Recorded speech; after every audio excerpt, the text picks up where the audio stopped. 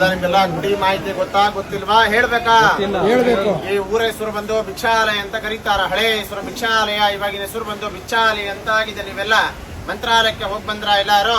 ಮಂತ್ರಾಲಯದ ಹಳೆ ಹೆಸರು ಮಾಂಚಾಲಯ, ಇವಾಗಿನ ಹೆಸರು ಬಂದು ಮಂತ್ರಾಲಯ ಅಂತ ಆಗಿದೆ. ನೀವೆಲ್ಲ ಪೂಜ್ಯಾಯ ರಾಘವೇಂದ್ರಾಯ ಸತ್ಯ ಧರ್ಮರಥಾಯ ಚ ಮಂತ್ರ ಕೇಳಿದಿರಲ್ವಾ? ಆ ಮಂತ್ರ ಶುರುವಾಗಿದಂತಹ ಜಾಗ, ಸ್ಥಳ ಇದು. ಆ ಮಂತ್ರ ಬರೆದಿದ್ದು ಮಹಾನುಭಾವರೇ ಅಪ್ಪಣ್ಣಾಚಾರ್ ಅವರು. ಅಪ್ಪಣ್ಣಾಚಾರ್ ಅವರು ಯಾರು ಅಂದ್ರೆ ರಾಘವೇಂದ್ರ ಸ್ವಾಮಿಗಳವರ ಶಿಷ್ಯರು. ಇವರು ಹುಟ್ಟಿದಂತಹ ಊರು.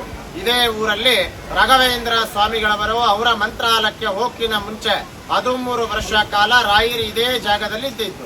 ಅವರಿಲ್ಲಿ ಇರೋ ಕಾಲದಲ್ಲಿ ನಿಮ್ಗೆ ಎದುರುಗಡೆ ಬೃಂದಾವನ ಕಾಣಿಸ್ತಾನೆ ಎಲ್ಲರಿಗೂ. ಇದೇ ಕಟ್ಟಿ ಮೇಲೆ ಸಾಕ್ಷಾತ್ ಶ್ರೀ ರಾಘವೇಂದ್ರ ಸ್ವಾಮಿಗಳವರು ಒಂದಲ್ಲ ಎರಡಲ್ಲ 13 ವರ್ಷ ಕಾಲ 13 ಇಯರ್ಸ್ ರಾಯರು ಇಲ್ಲಿ ಜಪ ತಪ ಅನುಷ್ಠಾನ ಹೋಮ ಮತ್ತೆ ಹವನಗಳ ಮಾಡಿದಂತಹ ಸ್ಥಳ ಇದು. ರಾಯರು ಜಪ ಮಾಡ್ತಿರುವಂತಹ, ತಪಸ್ಸು ಮಾಡ್ತಿರುವಂತಹ ಕಟ್ಟೆ ಇದು. Place of meditation place. Raghavendra ಸ್ವಾಮಿಗಳವರಿಗೆ ಪ್ರತಿನಿತ್ಯನೂ ಅವರು ಇಲ್ಲಿ ಊಟ ಮಾಡೋ ಅಂದ್ರೆ ಭೋಜನ ಮಾಡುವ ಸಮಯದಲ್ಲಿ ಅವರಿಗೆ ತುಂಬಾ ಇಷ್ಟವಾದ ಪದಾರ್ಥ ಬಂದು ಕಡ್ಲೆ ಬೇಳೆ ಚಟ್ನಿ ಮತ್ತೆ ಮಸ್ತಿ ಕಡುಬು ಅಂತ ಬರ್ತದೆ. ಮಸ್ತಿ ಕಡುಬು ಅಂದ್ರೆ ನೀವು ನಾಳೆ ಗಣೇಶ ಚತುರ್ಥಿ ಗಣಪತಿ ಹಬ್ಬ ಬಂದಾಗ ದೇವರ ನೈವೇದ್ಯಕ್ಕೆ ಊರಣದ ಕಡುಬು ಅಂತ ಮಾಡ್ತೀರಿ. ಊರಣದ ಕಡುಬು ಅಂದ್ರೆ ಮೋದಕ ಅಂತ ಕರಿತೀರಿ. ಅದು ರಾಯರಿಗೆ ಫೇವರೆಟ್ ಪದಾರ್ಥ. ಇವಾಗೂ ನೀವು ನೋಡಬಹುದು ರಾಘವೇಂದ್ರ ಸ್ವಾಮಿಗಳವರಿಗೆ 400 ವರ್ಷದ ಹಿಂದ್ಗಡೆ ಅವರಿಗೆ ಬಳಸ್ತಿರುವಂತಹ ವರಳ ಕಲ್ಲು ಗ್ರೇನಿಂಗ್ ಸ್ಟೋನ್ ಇವಾಗೂ ಇದೆ, ರುಬ್ಬಗುಂಡು ಅಲ್ಲಿ ಮೇಲ್ಗಡೆ ಬರ್ತದೆ. ಹೋಗ್ತಾ ನೋಡ್ಕೊಂಡು ಹೋಗಿ. ಇದು ಬಂದು ರಾಘವೇಂದ್ರ ಸ್ವಾಮಿಗಳವರ ಶಿಷ್ಯರ ಅಪ್ಪಣ್ಣಾಚಾರ್ ಅವರ ಬೃಂದಾವನ ಅಲ್ಲ.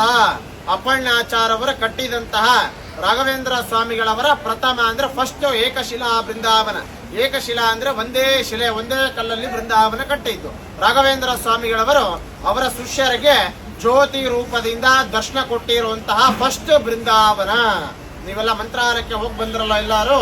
ಮಂತ್ರಾಲಯದಲ್ಲಿ ಬಂದು ರಾಘವೇಂದ್ರ ಸ್ವಾಮಿಗಳವರು ಜೀವಂತವಾಗಿ ಕೂತಿದ್ದು ಮೂಲ ಬೃಂದಾವನ ಅಂತ ಕರೀತಾರೆ. ಮಂತ್ರಾಲಯದಲ್ಲಿ ನೀವೆಲ್ಲ ಜೀವ ಸಮಾಧಿ ಅಂತ ಕರೀತೀರಿ. ಜೀವ ಸಮಾಧಿ ಅಂತ ಕರೀಬಾರ್ದು, ಮೂಲ ಬೃಂದಾವನ ಅಂತ ಕರಿಬೇಕು. ಆ ಮೂಲ ಬೃಂದಾವನ ಆದ್ಮೇಲೆ ಇದೇ ಜಾಗದಲ್ಲಿ ಫಸ್ಟ್ ಏಕಶಿಲಾ ಬೃಂದಾವನ ಆಗಿದಂತಹ ಸ್ಥಳ. ನೀವು ಬಂದಿದಂತಹ ಈ ಜಾಗ ಮಾಮೂಲಿ ಕ್ಷೇತ್ರ ಅಲ್ಲ. ಇವಾಗೂ ಕೂಡ ಬೆಳಿಗ್ಗೆ ಮುಂಜಾನೆ 4 ಮತ್ತೆ 4:15 ಸುಮಾರು ರಾಘವೇಂದ್ರ ಸ್ವಾಮಿಗಳವರು ಮತ್ತೆ ಅಪ್ಪಣ್ಣಾಚಾರ್ ಅವರು ಇವಾಗೂ ಸಹ ಅವರು ಸ್ನಾನ ಮಾಡಿ ಹೋಗ್ತಿರುವಂತಹ ಪ್ರತೀತಿ ಇದೆ. ಕೆಲವೊಮ್ಮೆ ಅವರ ಕಾಲಜ್ಜಿಗಳು ಬಿದ್ದಿರ್ತವೆ. ಇವಾಗಿರೋರು ಬಂದು ಅಪ್ಪಣ್ಣಾಚಾರ್ ಅವರ 6th ಜನರೇಷನ್ ಅಂತ ಕರೀತೇವೆ. 6th ಅಂದ್ರೆ 6ನೇ ಜನರೇಷನ್ ಅಂತ. ಈ ಮಠ ಎಲ್ಲ ನೋಡ್ಕೊಂಬೋದೆಲ್ಲ ನಾವೇ. ಇಲ್ಲಿ ಏನು ವಿಶೇಷ ವೈಶಿಷ್ಟ್ಯ ಏನು ಅಂತಂದ್ರೆ ಈ ಕ್ಷೇತ್ರದಲ್ಲಿ ರಾಘವೇಂದ್ರ ಸ್ವಾಮಿಗಳವರು ಇರೋ ಕಾಲದಲ್ಲಿ ಇಲ್ಲಿ ಏನು ಪೂಜೆ ಸಂಪ್ರದಾಯ ಪ್ರಾರಂಭವಾಗಿದೆನೋ ಪೂರ್ವ ಕಾಲದಿಂದನೂ ನಾವು ಮುಂದುವರ್ಸ್ಕೊಂಡ್ ಬರ್ತಾ ಇದ್ದೇವೆ. ಇಲ್ಲಿ ಪ್ರತಿನಿತ್ಯನೂ 1,000 ಇಂತ ಹಿಡಿದು 1,000, 2,000, 3,000, 5,000 ಜನಕ್ಕೂ ಮೇಲೇನೋ ನಾವಿಲ್ಲಿ ಅನ್ನದಾನ ಸೇವಾ ದಾಸೋಹ ಸೇವೆ ಅಂತ ಮಾಡಿಸ್ತಾ ಇದ್ದೇವೆ. ದರ್ಶನ ಆದ್ಮೇಲೆ ಯಾರ್ದೋ ರಾಯರ ಪ್ರಸಾದ ಆಗಿಲ್ಲ, ಮೇಲ್ಗಡೆ ನಡೀತಾ ಇದೆ, ಪ್ರಸಾದ ಮಾಡ್ಕೊಂಡು ಹೋಗಿ. ಈ ಕ್ಷೇತ್ರದಲ್ಲಿ ನಿಮಗೆ ರಾಯರ ವಾರ ಬರುತ್ತಲ್ವಾ, ಗುರುವಾರ ಮಾತ್ರ ನಿಮ್ಮ ಕುಟುಂಬದಲ್ಲಿ ತಂದೆಗಾಗ್ಲಿ ತಾಯಿಗಾಗ್ಲಿ ಮಕ್ಕಳಿಗಾಗ್ಲಿ ಆರೋಗ್ಯ ಸಮಸ್ಯೆ ಹೆಲ್ತ್ ಪ್ರಾಬ್ಲಮ್ಸ್ ಇತ್ತು ಅಂದ್ರೆ ನಿಮ್ಮ ಮಕ್ಕಳ ವಿದ್ಯಾಬುದ್ಧಿ ಮಕ್ಕಳ ಎಜುಕೇಶನ್ ಪರವಾಗಿ ನಿಮ್ಮ ಮನೆಯಲ್ಲಿ ಸಂಸಾರದಲ್ಲಿ ಕುಟುಂಬದಲ್ಲಿ ಮನೆಯಲ್ಲಿ ದುಡ್ಡು ನಿಲ್ತಾ ಇಲ್ಲ, ಹಣಕಾಸಿನ ತೊಂದರೆ, ಬ್ಲಾಕ್ ಮ್ಯಾಜಿಕ್ ಆಗ್ಲಿ, ಶತ್ರು ದೋಷ ನಿವಾರಣೆ, ನರದೃಷ್ಟ ನಿವಾರಣೆ, ಯಾರಿಗೆ ಮದುವೆ ಆಗಿಲ್ಲ ಮಕ್ಕಳಾಗಿಲ್ಲ, ಸಂತಾನ ನಾಗದೋಷ, ಇದಕ್ಕೋಸ್ಕರವಾಗಿ ಯಾರು ಗುರುರಾಯರ ಸೇವೆಗಳು ಮಾಡ್ತಿರ್ತಾರೋ ಬೇಡಿಕೆ ಸಹ ಬರ್ಕೊಂಡು ನಿಮ್ಮ ಪರವಾಗಿ ನೀವು ಅನ್ಕೊಂಡಿರೋ ಬೇಡಿಕೆ ನೆರವೇರಬೇಕು ಅಂತ ಇಲ್ಲಿ ಗುರುವಾರ ಹೋಮಗಳಾಗುತ್ತೆ. ರಾಯರ ಅಷ್ಟಾಕ್ಷರ ಹೋಮಗಳು ಅಂದ್ರೆ ಸುದರ್ಶನ ಹೋಮ, ನವಗ್ರಹ ಹೋಮ, ಆಯುಷ್ ಹೋಮ, ಕೋಟಿ ಜಪ ನಡೀತದೆ. ಈ ಕ್ಷೇತ್ರದಲ್ಲಿ ದೇವಸ್ಥಾನಕ್ಕೆ ಬಂದಾಗ ಯಾರು ಅರ್ಧಂಬರ್ಧ ಕೇಳಿ ಹೋಗ್ಬಾರ್ದು, ಎಲ್ಲ ಸಂಪೂರ್ಣ ಕೇಳಿ ಗುಡಿ ಸ್ಟೋರಿ ಮುಗಿದ ಮೇಲೆ ಎಲ್ಲಾರಿಗೂ ರಾಯರ ಪ್ರಸಾದ ಕೊಡ್ತಾರೆ. ರಾಯರ ಬೃಂದಾವನ ಮೇಲೆ ಇಟ್ಟಿದ್ದು ಮಂತ್ರಾಕ್ಷತೆ ಕೊಡ್ತಾರೆ. ಆ ಮಂತ್ರಾಕ್ಷತೆ ತಗೊಂಡು ನಿಮ್ಮ ತಲೆ ಮೇಲೆ ಹಾಕೋಬೇಕು. ಮಕ್ಕಳ ಮೇಲೆ ಹಾಕಿದ್ರೆ ರಾಯರ ಆಶೀರ್ವಾದ ಮಾಡಿದ ಹಾಗೆ. ಈ ಕ್ಷೇತ್ರದಲ್ಲಿ ನಮ್ಮ ತಂದೆ ತಾಯಿ ನಮ್ಮ ಮಕ್ಕಳ ಹೆಸರ ಮೇಲೆ ಗುರು ರಾಯರ ಸೇವೆಗಳು ಮಾಡಿಸ್ಬೇಕು ಅಥವಾ ಎಲ್ಲಕ್ಕಿಂತ ದೊಡ್ಡ ದಾನ ಅನ್ನದಾನ ಅಂತ ಕರೀತೇವೆ. ಅನ್ನದಾನ ಮಾಡಿಸ್ಬೇಕು, ಇಲ್ಲ ಒಂದು ಸಣ್ಣ ಸೇವೆ ಅರ್ಚನೆ ಮಾಡಿಸ್ಬೇಕು ಅಂತ ನಿಮ್ಮ ಮನಸ್ಸಿಗಿತ್ತು ಅಂದ್ರೆ ಈ ಕ್ಷೇತ್ರದಲ್ಲಿ 1 ದಿವಸ ಅನ್ನದಾನ ಸೇವೆ ಅಂತ ಹಿಡಿದು ಶಾಶ್ವತ ಪರ್ಮನೆಂಟ್ ಆಗಿ ಅನ್ನದಾನ ಸೇವೆಗಳು ನಡೀತಾವೆ. 1 ದಿವಸ ಅನ್ನದಾನ ಮಾಡಿಸ್ಬೇಕು. ಸದ್ಯಕ್ಕೆ ಜನರಲ್ ಆಗಿ ಅಂತಂದ್ರೆ 500 × 508 ಕೊಟ್ರೆ 1 ದಿವಸ ಅನ್ನದಾನ ಆಗುತ್ತೆ. ಸಂಪೂರ್ಣವಾಗಿ 1000 ಜನಕ್ಕೂ ಯಾವತ್ತಾಗತ್ತೆ ನಿಮ್ಮ ಮದುವೆ ದಿವಸ, ನಿಮ್ಮ ಮಕ್ಕಳ ಹುಟ್ಟಿದ ದಿವಸ ಡೇಟ್ ಪ್ರಕಾರ ಮಾಡ್ತಾರೆ.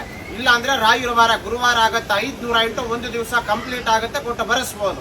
ಇಲ್ಲ 1 ತಿಂಗಳು ಮಾಡಿಸ್ಬೇಕು ಅಂದ್ರೆ ತಂದೆ ತಾಯಿ ಆರೋಗ್ಯ ಇನ್ಕ್ಲೂಡಿಂಗ್ ಮಕ್ಕಳ ವಿದ್ಯಾ ಬುದ್ಧಿ ಉದ್ಯೋಗ ವ್ಯಾಪಾರ ಮದುವೆಗೋಸ್ಕರ 12 ಹೋಮಗಳಾಗತ್ತೆ. ಈ ಕ್ಷೇತ್ರದಲ್ಲಿ 1008 ಅಥವಾ 1508 ಕೊಟ್ರೆ 1 ತಿಂಗಳ 31 ದಿವಸ ಅನ್ನದಾನ ಆಗಿ, ಇದರಲ್ಲಿ ಏನು ವಿಶೇಷ ಏನು ಅಂದ್ರೆ 12 ಹೋಮಗಳಾಗುತ್ತೆ. ಅನ್ನದಾನಕ್ಕೆ ಕ್ಯಾಶೇ ಕೊಡಬೇಕು ಅಂತಿಲ್ಲ, ಆನ್ಲೈನ್ ಕೂಡ ಮಾಡಬಹುದು. ರಾಯಿರ ಒರಿಜಿನಲ್ ಫೋಟೋ ಕೊಡ್ತಾರೆ, 1 ತಿಂಗಳು ಮಾಡಿಸಿದವರಿಗೆ ಪ್ರಸಾದ ಮುಖಾಂತರ 101 201 ಕೊಡಬಹುದು. ಅನ್ನದಾನಕ್ಕೆ ಹೋಗಲ್ಲ, ಅಭಿಷೇಕ ಆಗ್ತದೆ, ಹಾಲಿನ ಅಭಿಷೇಕ. ಇಲ್ಲ 1 ವರ್ಷ ಮಾಡಿಸ್ಬೇಕು ಅಂದ್ರೆ ಪರ್ಸನಲ್ ಇತ್ತು ಅಂದ್ರೆ ಮಾಡಿಸ್ತಾರೆ. 2008 ಅಥವಾ 2508 ಕೊಟ್ರೆ 1 ದಿವಸ 1 ತಿಂಗಳಲ್ಲ 1 ವರ್ಷ ಆಗುತ್ತೆ. ಇದರಲ್ಲಿ ಯಾರಿಗೆ ಮದುವೆ ಆಗಿಲ್ಲ, ಮಕ್ಕಳಾಗಿಲ್ಲ, ಸಂತಾನ, ಕುಜದೋಷ, ಬ್ಲಾಕ್ ಮ್ಯಾಜಿಕ್ ಪರವಾಗಿ ನಿಮಗೆ 48 ಹೋಮ ಆಗುತ್ತೆ. ರಾಯರ ಸಿಗ್ನೇಚರ್ ಒರಿಜಿನಲ್ ಫೋಟೋನು ಕೊಡ್ತಾರೆ ಈ ಸೇವೆಗೆ. ಇಲ್ಲ ಪರ್ಮನೆಂಟ್ ಮಾಡಿಸ್ಬೇಕು ಅಂದ್ರೆ ಪರ್ಸನಲ್ ಇತ್ತು ಅಂದ್ರೆ ಮಾಡಿಸ್ತಾರೆ. 5008 5008 ಅಥವಾ 10,008 ಕೊಟ್ರೆ ಪರ್ಮನೆಂಟ್ ಲೈಫ್ ಟೈಮ್ ಆಗುತ್ತೆ. 1 ವರ್ಷ 10 ವರ್ಷ 20 ವರ್ಷ ಅಲ್ಲ, ಶಾಶ್ವತ ಎಲ್ಲಾರ ಹೆಸರ ಮೇಲೆ ಬರಕೊಂಡು ರಾಯರ ಮೇಲೆ ಹಾಕಿದ್ದು ವಸ್ತ್ರ, ರಾಯರ ಒರಿಜಿನಲ್ ಫೋಟೋ ಜೊತೆಗೆ ಒಂದು ಮಂತ್ರ ಕೊಡ್ತಾರೆ. ಗುರುವಾರ ನಿಮ್ಮ ಮನೆಯಲ್ಲಿ ಆ ಫೋಟೋಕ್ಕೆ ತುಪ್ಪ ದೀಪ ಹಚ್ಚಿ ಆ ಮಂತ್ರ ಹೇಳಿಕೊಂಡ್ರೆ ಸಾಕು, 108 ದಿವಸದೊಳಗೆ ನೀವು ಅನ್ಕೊಂಡಿರೋ ಬೇಡಿಕೆ ಚೇಂಜಸ್ ಅನ್ನ ಗೊತ್ತಾಗತ್ತೆ, ಸಕ್ಸಸ್ ಅನ್ನ ಆಗುತ್ತೆ. ನಾನು ಹೇಳಲ್ಲ, 1 ಸಲ ನೀವು ಯಥಾನು ಶಕ್ತಿ ಬೇಡಿಕೆ ಸಮೇತ ಅನ್ನದಾನ ಸೇವೆ ಮಾಡಿಸಿ ನೋಡಿ ಮಕ್ಕಳ ಹೆಸರ ಮೇಲೆ. ನೆಕ್ಸ್ಟ್ ಟೈಮ್ ಬಂದಾಗ ನೀವೇ ಹೇಳ್ತೀರಿ, ಸ್ವಾಮಿ ನೀವು ಹೇಳ್ದಂಗೆ ಆಗಿದೆ ಅಂತ, ಎಲ್ಲ ಒಳ್ಳೇದಾಗುತ್ತೆ.